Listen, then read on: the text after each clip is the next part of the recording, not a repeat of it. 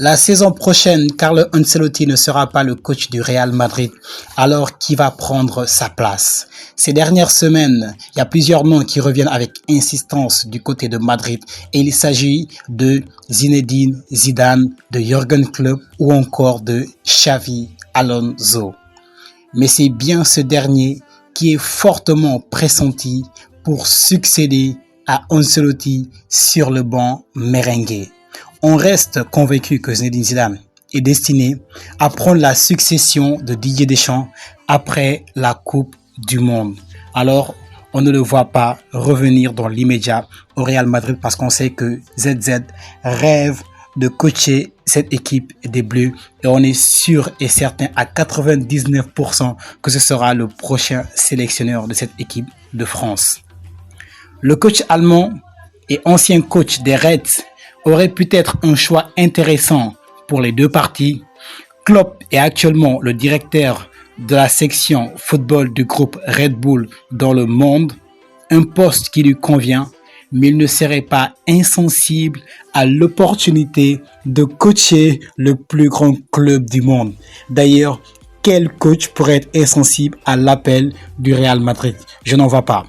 Toutefois, malgré son expérience indéniable, son charisme et son aura naturelle, sans oublier sa fougue qui le caractérise et qui est particulièrement appréciée par les supporters, Jürgen Klopp a très peu de chances de succéder à Carlo Ancelotti sur le banc du Real Madrid. La direction madrilène apprécie particulièrement Xavi Alonso, avec qui il y a eu des discussions selon AS et apparemment c'est acté. Xavi Alonso va rejoindre le Real Madrid pratiquement gratuitement grâce à un gentleman agreement. Rappelez-vous, dernièrement, le président du Bayer Leverkusen a tenu des propos comme quoi si jamais Xavi Alonso veut rejoindre l'un de ses anciens clubs, il va faciliter son transfert. Et avec le Bayer Leverkusen aujourd'hui qui facilite ce transfert, le club madrilène ne payera donc aucun centime, n'aura pas à payer la clause libératoire de 20 millions d'euros pour recruter le coach basque. Et selon nos infos, le Real a récemment informé Xavi Alonso qu'il prendra les commandes après la Coupe du Monde des clubs.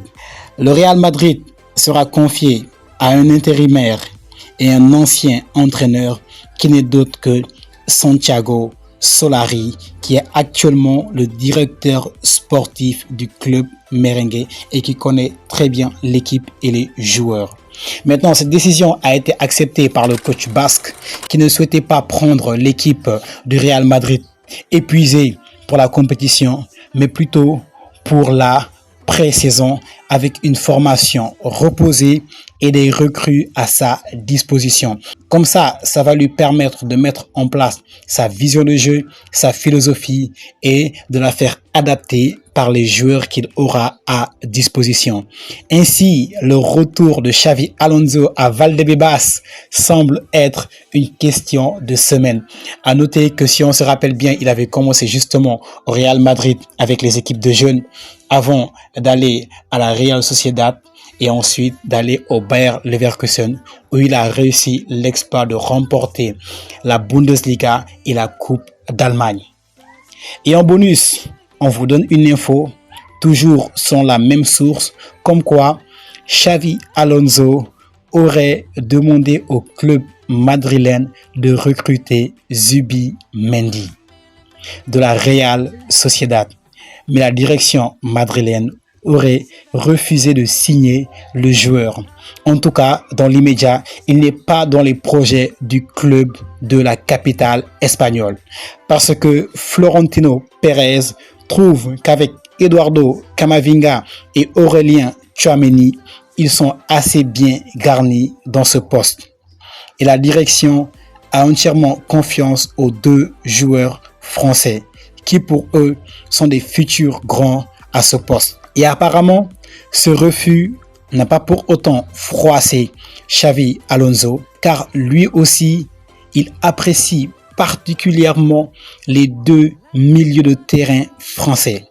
Alors, dites-moi en commentaire, qu'est-ce que vous en pensez? Perso, j'ai hâte de voir le mercato du Real Madrid cet été.